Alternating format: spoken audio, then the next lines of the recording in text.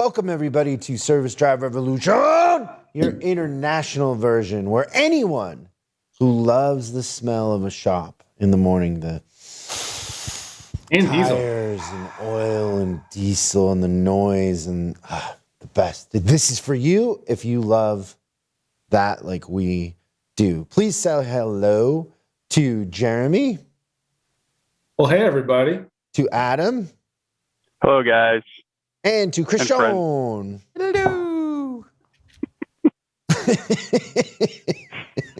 I'm so happy Christian's joining us today. You never More know. like that or Mickey Mouse. I was until the woo-woo or whatever that was. That was Mickey Mouse. Today we're going to talk about keeping your eye on the customer experience in a very difficult, trying time. And we're going to go over some things that have been inspiring us, some books that we're reading. And I have a customer experience story I would like to tell in line with the subject that was pretty eye-opening for me. And I think it will be for you also. So should we kind of kick it off with talking about what's inspiring us and what we're reading right now? You want to start off, Jeremy? Ever since I criticized the stories once, I have to lead off with the books every single time. It's you. I'm always just fascinated to hear what you're reading because sometimes it's political, sometimes it's motivational, so it's always kind of fun. Oh, okay. Well, since from that perspective, I'm reading Every Man a King. Here it is, and it's not in the whatever. It's back here. What is happening? It's Wait, a book. You're not in the forest of Washington? You're right. I'm not. I've been exposed. But anyway, basically what it is, it's a history of American populists throughout our government. So like it goes through like Ross Perot, it goes through Donald Trump, it goes through Teddy Roosevelt, which is one of my personal heroes, and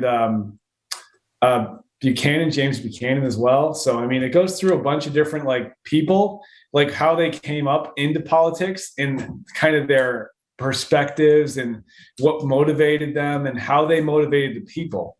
And as I mentioned before in our earlier versions, I don't usually read business books a whole lot. I tend to read different things that touch on perspectives and personalities and motivational tactics. They're kind of outside the typical business microscope.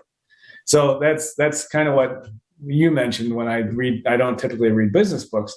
Business books are fantastic. And, but I always like to get a little bit different perspective. And I'll try to read a business book after this one. We'll see. But this is a really good book. I think it's very interesting. It was written by a correspondent over at Fox. Really good, really well written, really interesting. And it makes me feel a little bit better because you know how politics are always like, it's always the end of the world. Everything's coming down right now. Well, this kind of book kind of teaches you like it's been happened before. Like FDR had to stop his supporters from rushing the stage during the nomination convention. Like people have been like this before. Politics is definitely a series of up and down waves, and we're just in one of them. So it really helped to ground my perspective a bit, and I really do like to learn what motivates people and how they can get their message out to the larger populace. And this book's pretty good about that. So again, Every Man a King. So the takeaway so far is that there's been cycles of, extreme tension in politics over the years. Yes. And we're just experiencing another one of those cycles. But although the media tries to say this is the worst ever, it's far from the worst ever. Like civil rights and Vietnam and all that was way worse than anything we're enduring right now, right? We're having 100% less fistfights at conventions now than we used to. Like it used to be a thing. So, I mean... Yeah, people just in general don't fist fight anymore. Yeah, it's a shame. Yeah, typically now we just argue with each other on Facebook. Yeah, we're keyboard warriors. Unfollow. Yeah. That always surprises me when people are like, oh, they unfollowed me. I'd be like, how would I ever know if somebody unfollowed me? Where do you look for that? It's going to keep you up on that at night now, Chris. Who's unfollowed me? Who doesn't like me anymore, but doesn't want to tell me they don't like me anymore? Who care less?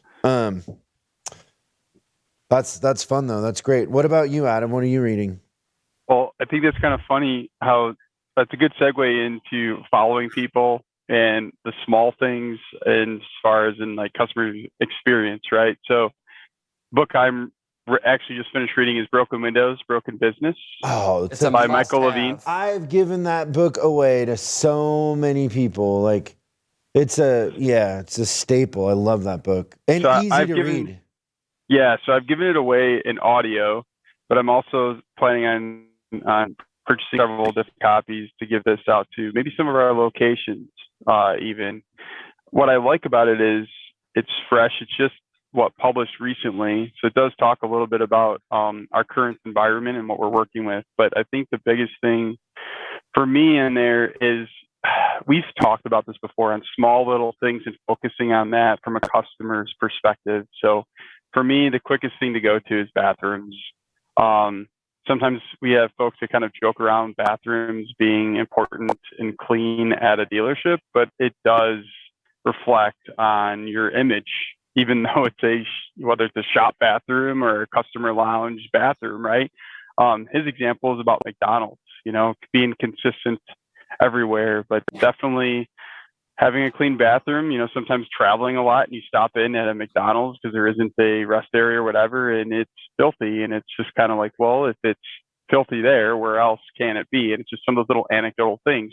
So you were talking about, sharing and likes and combating, like now more than ever, if somebody leaves a bad review, they don't really necessarily have to have a survey. Right? They just can tweet about it or put it on Facebook or LinkedIn or wherever, and Google, and it spreads like wildfire.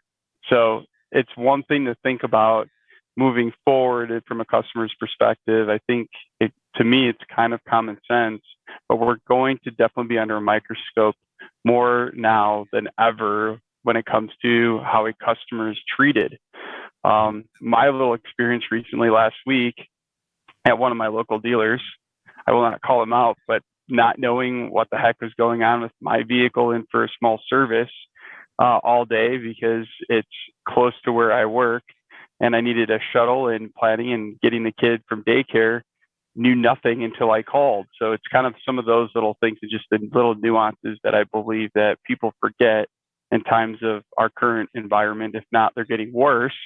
We definitely have to really make sure that we're keeping tabs that are thinking about that, going the extra mile. Whatever somebody you think is going to be like at par, someone else out there is doing more.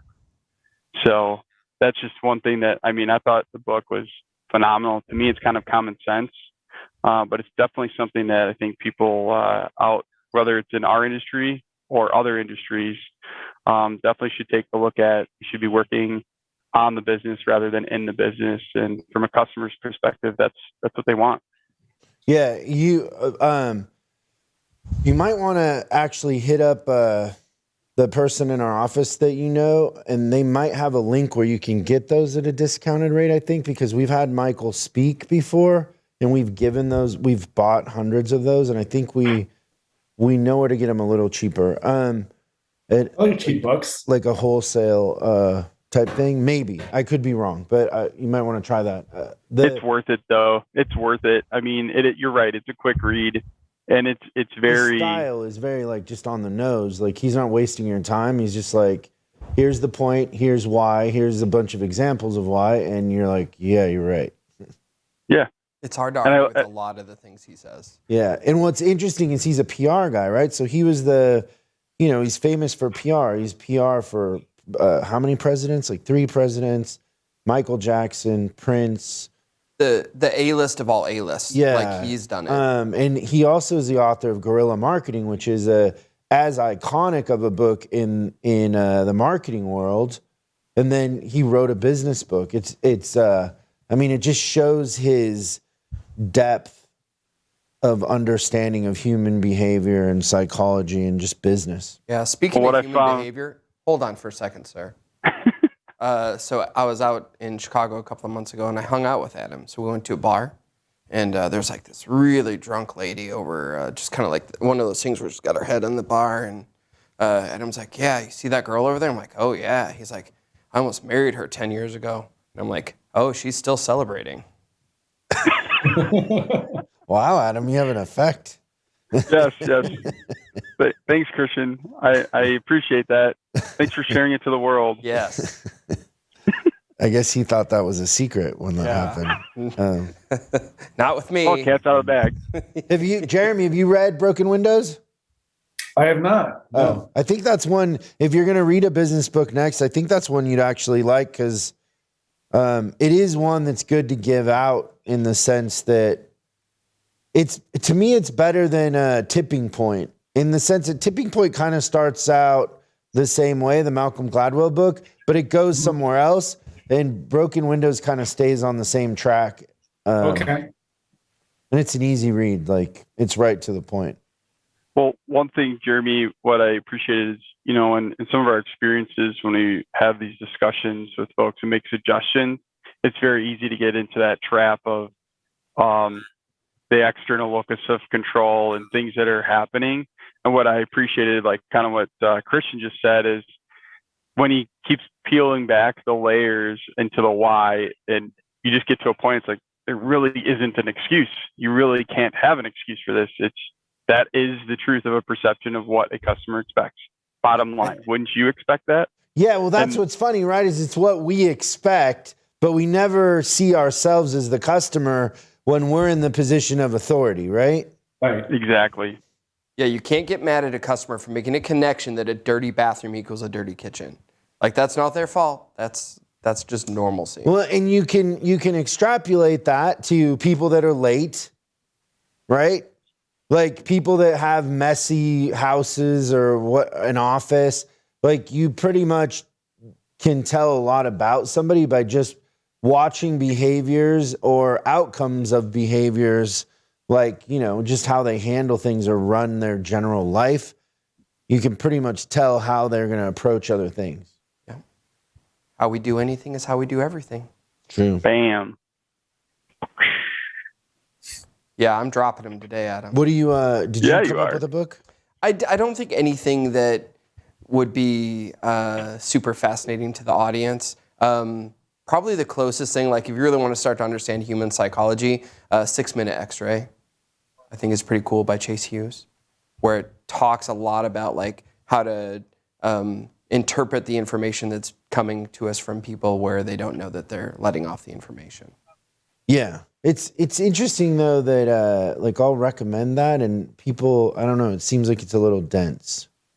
People don't, you gotta, if you, for sure, you have to really to practice. You have to really want to go into it understanding, and you got to put in a little work because it's not an easy, it's not a one trick pony. Here's the magic pill, idealized version of things. It's actual, real. Yeah, so I would classify it as a textbook. Yeah. Like it's definitely, you're taking a class, right, Adam? Like that's one of those ones where you have to take notes. I don't think the Audible version does it justice. I think you need the paper version, and you should be highlighting and writing notes on the side. I mean, he's got some supplemental materials that go with it too, but it's pretty cool. Like the things we do that we don't know that we do are fascinating. Yeah, I would agree with that. What happens is you start to see that you're doing it before you notice it in other people because, I don't know, we're self-centered like that. Yep. We're just wired that way. So it is good. Okay, well, that's a good one. That's awesome. Okay, well, let's talk about keeping your eye on the customer experience. So I have a hobby. Like I don't have kids or anything, but I have a couple hobbies actually. I have two hobbies. One hobby is collecting books, and the other hobby is audio, like hi-fi audio. And so the thing with hi-fi audio is it's a rabbit hole. So like if you have a system that you like and then you go and upgrade your record player, then you kind of have to upgrade your amp. And then if you upgrade your amp, you kind of need to upgrade your speakers. And so you're always in this like, hey, I want to upgrade. And then they're always coming out with new stuff. And you want to try that stuff. And so it's a really fun hobby that really, in a sense, is nonsense. Because like at some point you get to a point where things aren't sounding really better. They're just a little different, but you equate the difference to sounding better.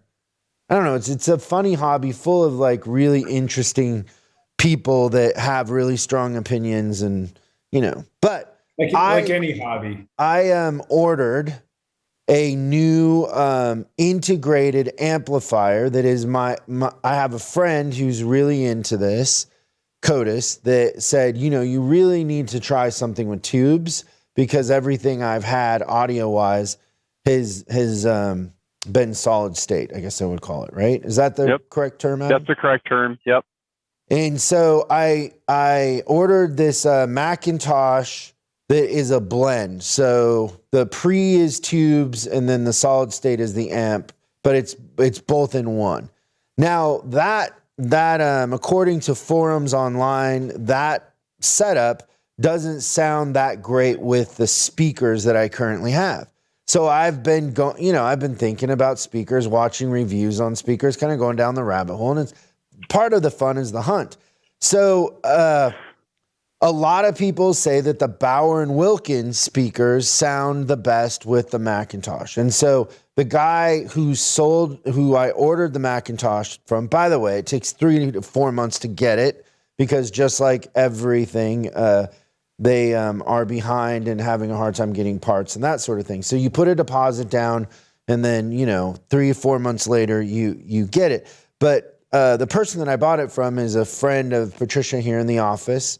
And they went to school together. Really nice guy, owns a hi-fi store here in outside of Los Angeles. So I ordered it, and then I'm looking at these Bauer & Wilkins speakers, and I'm on Bauer & Wilkins' website, and they have that little, hey, you want to find a store by you, or somebody who sells it. So I do that. I put in my zip code, and it says there's one 2 miles away from me, and so I get up the next morning and it said that they open at 11, but I usually go for a walk in the morning, on Saturday. So I was like, hey, let's walk over there. So we walked the 2 miles over there and 2 miles back. But I'm like a little kid in the window, like literally like looking in the window at their speakers and like, wow, I've driven by this place and I didn't know that it was a hi-fi store. How cool, it's close to me. You turn into a little boy. So then at 11, I get in the car and I drive over there and I walk in the place, and the first thing that I asked the guy who was the store owner, I asked him about the Bauer & Wilkins Nautilus ones, which are their high end, they're super expensive. They require 3 amps to run them. I mean, but they look incredible because they kind of look like a shell of like a snail or something. Yeah, I thought it looked like the inner ear. Yeah, but I thought it was fascinating. Yeah, and so I asked the guy, I go, hey, do you ever have those? Because he's a Bauer & Wilkins dealer, right? Do you ever have those for anybody to listen to? And he goes, you'd have to go to New York to hear those.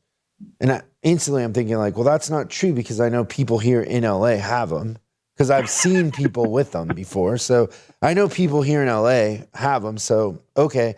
So that, and then I said, well, can I hear the new, because they just came out with a new set of speakers and there's different levels to those speakers. And so I said, can I hear them, And so he takes me in this little room and there's the new speakers there and there's some receivers in the middle. And then in kind of like 3/4 of the back of the room, there's equipment on the floor. So there's like receivers and things. There's actually turntables sitting on the floor. So there's no chair, there's nowhere to sit down and listen to these speakers how you should. So I asked him, I said, well, is there any chance I can hear him? And he's like, sure. He comes back and he starts streaming Spotify through an iPad, Spotify is like the worst quality signal that you could have through Wi-Fi, through Bluetooth, or, and, what song do you think he plays, Adam, right out of the gate? Like, what's these, I swear to God, like everybody plays this song. Well, is it like a live Dave Matthews Band song? You're or something? so close. That's It was what John Mayer. Yeah, see? John Mayer. They want to get that acoustics in there live whatever. Yeah. Yep. So, and I said, well, is there any chance I could play like something that really will show me what this thing will do? And I'm like, can you play, Nicholas Jar? And he's like, what? And, whatever. And he goes, well, here, you can get on the Wi-Fi and you can play whatever you want. Once again, now I have Tidal and I have that other one. So I have a better quality, but it's Bluetooth, which cuts it all in half anyways, right? So now I hook up to his Wi-Fi. Now I'm playing mine and I start playing a song and then he comes in and turns it down. So I'm standing like 2 feet from the speakers, standing up in the middle of the room, nowhere to sit, nowhere to listen, and he turns it down. And then he goes back out. Granted, nobody's in the store. I'm in a side room, and there's nobody on the phone. Like, there's no reason. So as soon as he walks out, I go and I turn it back up. And like, I want to hear the speakers, right? He comes back in and I mention to my girl, I go, he had the Macintosh that I ordered. I go, that's the one that we ordered. And he goes, if you want to cancel your order, you can take this one. And I said, well, no, I mean, I ordered it. Like, he goes, yeah, well, cancel the order and you can, you can take this one today. And I go, well, why would I would never do that to somebody. I ordered it. He would have this how would I, it makes no sense. It's like unethical to me to do that. And so that was super weird or whatever. And then what does he do? He turns the music down again and walks out. And I was like, okay, forget this. I can't deal with this guy. So then I go out and the guy goes, what kind of speakers do you have now? And I said, well, I have the Fleetwoods. And he goes, huh? And I go, the Fleetwoods. He goes, I've never heard of them. And I'm like, okay, well. Thanks. Because in the audio thing, isn't it interesting that guys only know the stuff they sell, but everything else doesn't exist? And I've thought for a while, like, the business model, and I tell my friend, my hi-fi friend this all the time, is let's open a hi-fi store where you have the equipment you don't sell and charge people, So I tell the guy, I go, man, it'd be really nice if I could bring my, my stuff in and then hear it with the speakers, like in my turntable and all that. And he's like, he said something to the effect of, well, if you understood this business, like I'm a moron, Wow. like totally discounting the fact. So I said to him, so here's the problem with Chris Collins is I get in these situations and I'm doubling down and I'm talking to a moron. Like it doesn't, why I think I'm going to change anybody's mind, I have no idea. But I said, hey, it would be a great business model if you charge people by the hour to come in and maybe you had some equipment that you don't sell, but people could see like, hey, my amp works with these speakers that you sell and that sort of thing. And he goes, you don't understand this business. And I was like, okay, I don't understand this business. I go, by the way, Jay-Z right down the street has a studio that you can rent for $2,000 an hour and sit there and listen to records on a high-end, maybe it's a $200,000 system. It's not a $1 million system. It's $200,000, but you can rent it for a few grand an hour and people, it's booked out solid. And so there is a market to rethink the way you're doing business. Instead of trying to convince people to cancel orders and buy, it's just so weird. And so then I told the guy, I said, well, I would be interested in the speakers in black, if you can get them, because the ones he had were wood. If, call me and, and let me know if you can get them. And he goes, well, I'm not back until Tuesday because we're closed Sunday, Monday. And it's like, you're not open when people want to, like, everything is built around your insecurities and like, well, they're convenient. Crazy. They're convenient. Yeah. It has nothing to do with me or nope. Like the idea that you would go listen to high-end speakers that cost as much as those speakers cost, and you don't have a chair for somebody to listen to the speakers, and you can't go past 2 on the dial? Like, I mean, I don't know about you guys, but I'm listening to my music pretty loud, and I want to know, like, I want to hear what the thing's capable of. You want me to spend that much money I mean, what's funny is I left there and I went to the art store, and I've been trying to dabble in painting with oil paints. And historically, I've used a different kind of paint. And the lady spent an hour with me explaining, and I spent like $50 on a couple brushes and paint. And she spent an hour explaining to me what to do and what to watch out for and what not to do. And this guy's selling, I mean, those Nautilus speakers are 60 grand. And then I think the speakers would go down to like a couple thousand at the low end.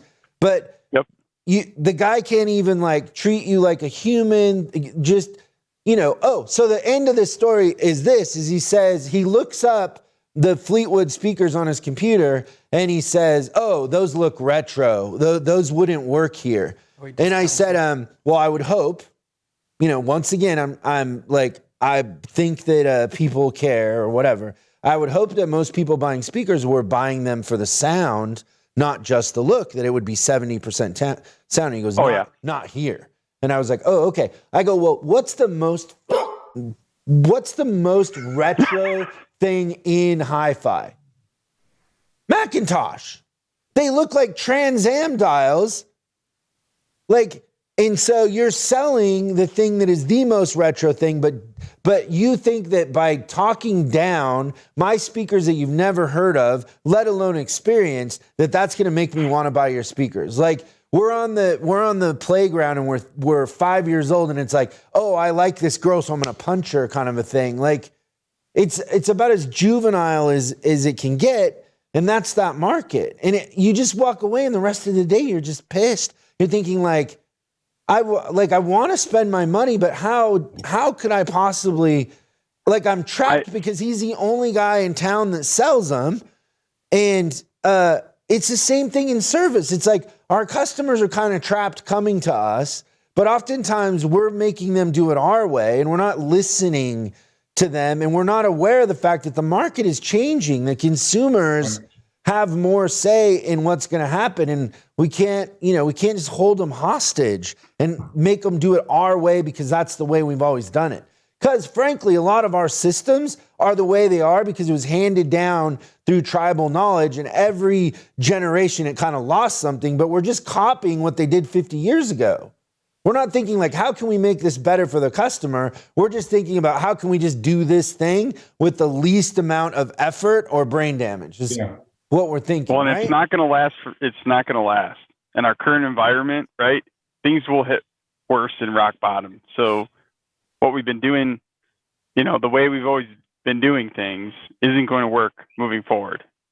That I would find it very hard to believe for that business to still be there, maybe in a couple of years.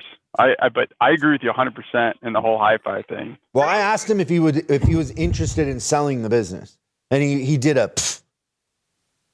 But I don't know if the pff means like you wouldn't want this business because it's so bad, or pss, like I'm so good I wouldn't. I couldn't translate the pff.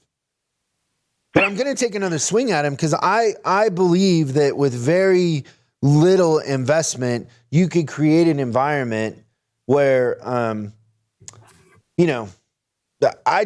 remember when I was a younger kid and I was a general manager, and Don Crevier had a very specific outlook on how customers should be treated that was instilled in me when I worked for him.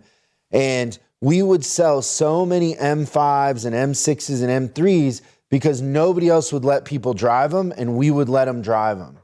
And just the fact that you would let them demo, people would come in all the time and they would have an invoice that was sticker, retail, in their hand, and we were selling them for over sticker, and all we did is let them drive them, and they bought it from us. And that was the only difference, is we treated them how we would want to be treated. And to expect somebody to buy a $120,000 car and never drive it is very arrogant and lacks, it just lacks common sense. But because that's what everybody else in town is doing, it's okay for everybody to do it. And it takes somebody to step up and say, like, no, I'm going to be different. I'm actually going to treat people if I saw myself in their shoes, what would I want? What would make me trust the company more? What would create a relationship that's long lasting? And, what would you treat a friend like?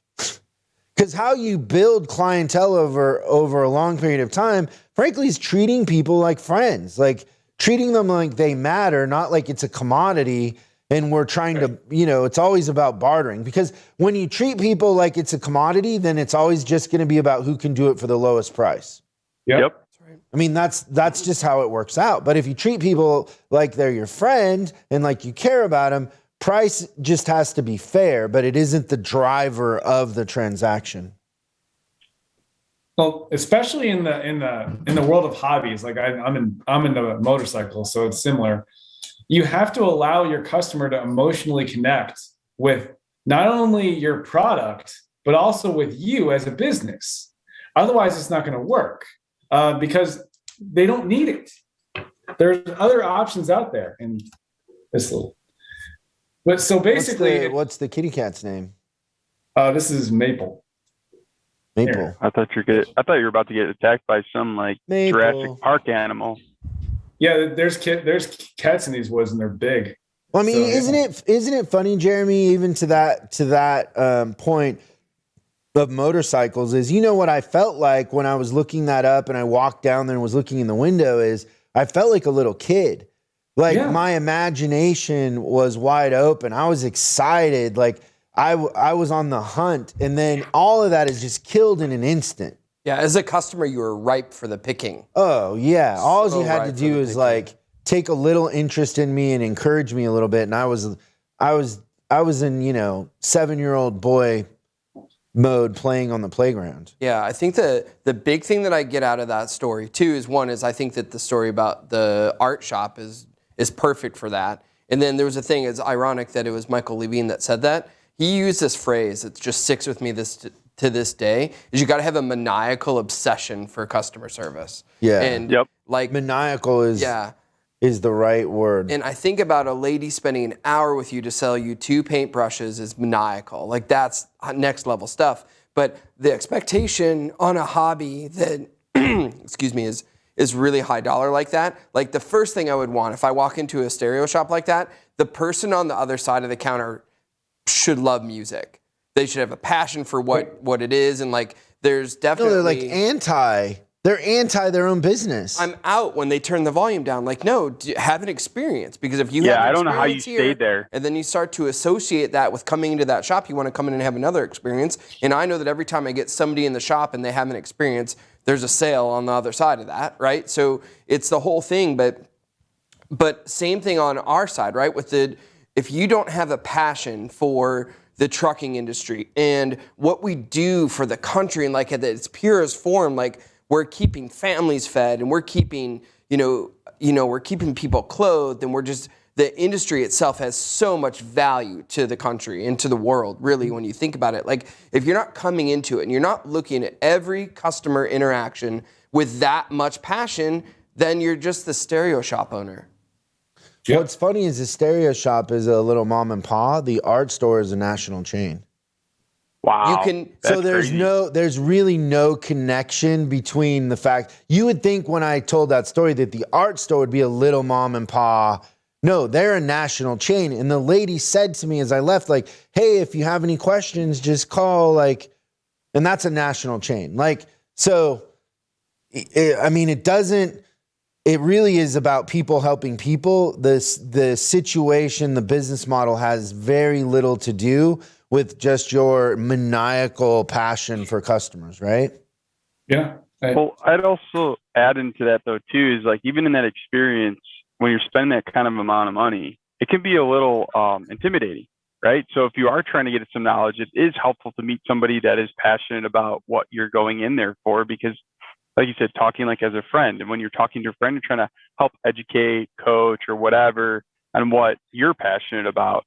And a lot of times people are willing to listen. I am impressed that you stayed there for that long. It almost seemed like you were trying to beg him to give him your money when he clearly was pushing you away, saying, "No, I'm good." Like any way to get you out of the store. And I feel like that's sometimes what I don't know if we know that that's what we're doing with our customers, but sometimes that's exactly what we're doing with our customers, whether it's empathizing or treating them just like human beings and saying like, here, if we don't do this, or if we do this, this is what will happen. And just treating them like human beings that we can actually have a friend or partner and customer for life. It doesn't matter, if they're like over the road, long haul, and you might see them once in a so while, but everyone talks. Yeah. I don't know. It's interesting. Well, for me, Adam, what's funny is when those sort of things happen, I kind of switch into the mode of like, oh, okay, I'm going to ride this because this is an interesting lesson in just how bad can it be? Like, it's fascinating to see how far people will go with their. I mean, I don't know. Is it lack of empathy? I don't know what it is. There's something there that I don't know the word for it, but that you would never try to bond with somebody. I mean, there's nothing easier to bond over than these hobbies, right? You can bond over motorcycles. You can bond over audio stuff and talk about it for hours, like your buddies sitting around drinking, smoking cigars. How can you make that's handed to you and you somehow make it toxic? Because the expectation is it's like you're sharing ideas and listening to music and having all this fun. And how do you make it into, oh, I feel like I, just went back to detention in school or something. Yeah. How do you flip it that much, You probably left, and that guy's like, well, I showed him. Like, it couldn't be further from the guy. So the guy calls me, he called me, and he left me a voicemail, and he said, I'm going to have them in 4 weeks.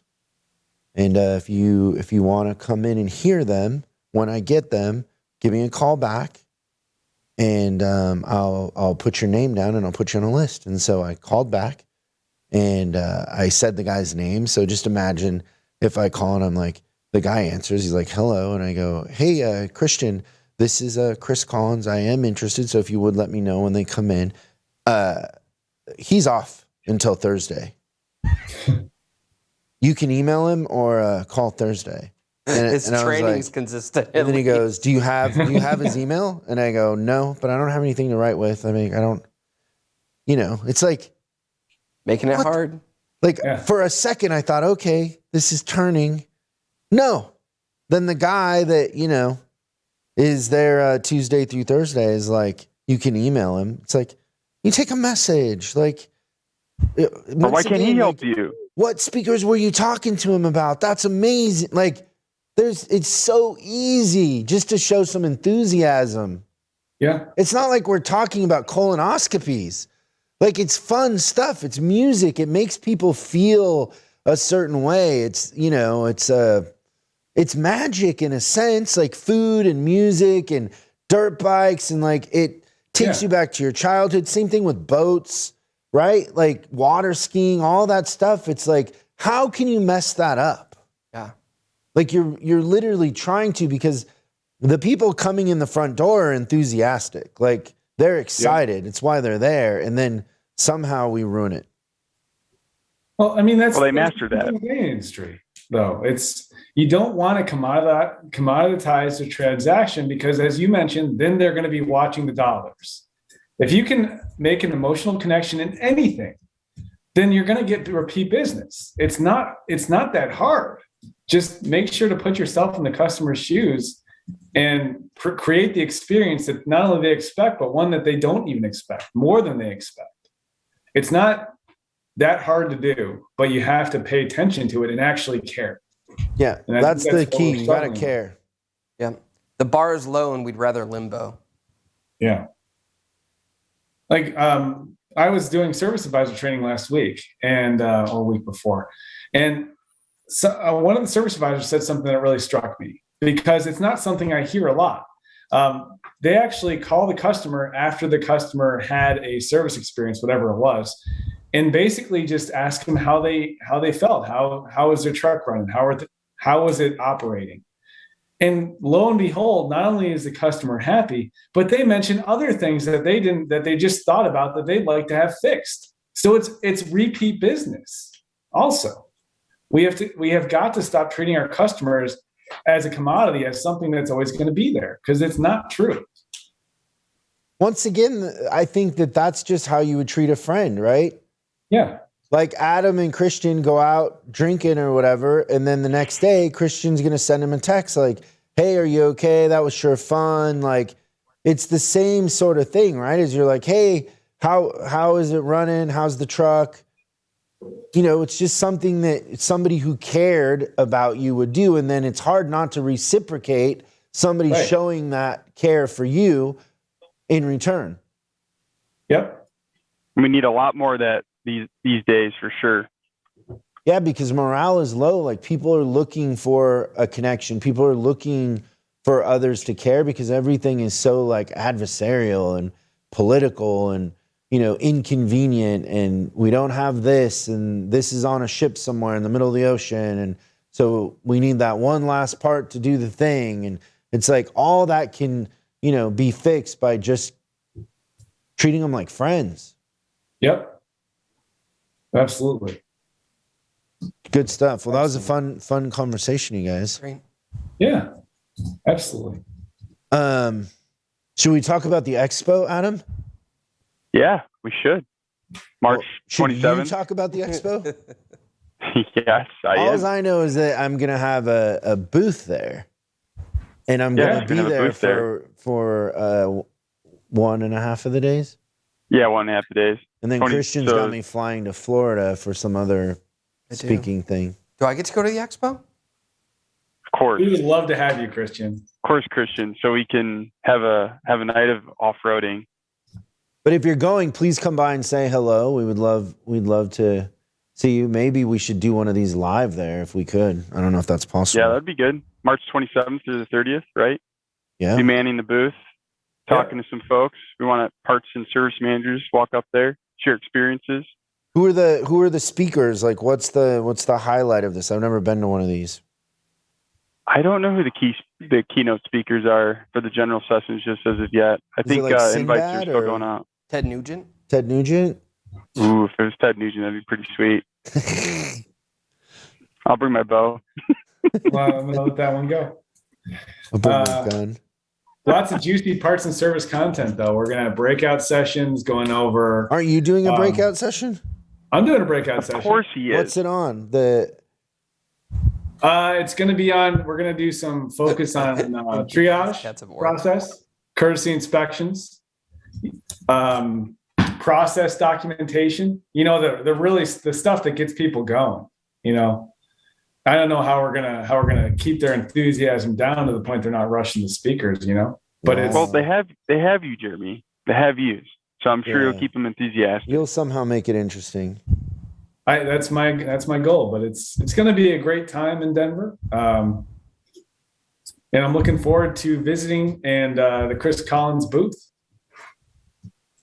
But I think this is great though too. We haven't had an in-person event with our parts and service managers for the last couple of years. So I think people are itching to get out and have some good dialogue or discussion. So it'd be awesome to have you guys there as well. And I know we've had a lot of virtual sessions, right? So putting actual faces in person is key on this. Do you guys think that it's a good idea to give away the irreplaceable service manager at the booth? Yes. Okay, I think I'll try to take a bunch of those and maybe like a list of what's in the training or something. I don't know. We'll have some gifts for you at the booth, so make sure you come by and say hello. And like Adam said, it'd be nice to see you in person because virtually is cool, but in person's better. Or sneak in like a golden ticket in one of the books. Yeah, and maybe we'll catch Adam and Christian in a bar somewhere. Even though Christian doesn't drink, I'm still a good time. yeah, Christian's a good time 24/7. it's awesome. Well, thanks everybody for tuning in, and we will see you at the expo, really, because everybody should be there. So we'll see you there. Yep. And until next time, we'll see you on Service Drive Revolution. Bye, everybody.